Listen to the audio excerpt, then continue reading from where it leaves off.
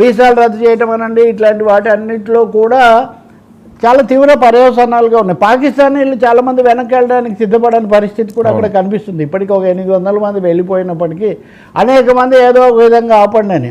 ఇక్కడ భారత ప్రభుత్వం కూడా ఏం చేసిందంటే, హిందువులుగా ఉండి గతంలోనే లాంగ్ టర్మ్ వీసాలు, దీర్ఘకాల వీసాలు కలిగిన వాళ్ళు లేదా దీర్ఘకాల వీసాల కోసం దరఖాస్తు చేసుకొని అవి పెండింగ్లో ఉన్న వాళ్లకు మేము మినహాయింపిస్తున్నామని ప్రకటించింది.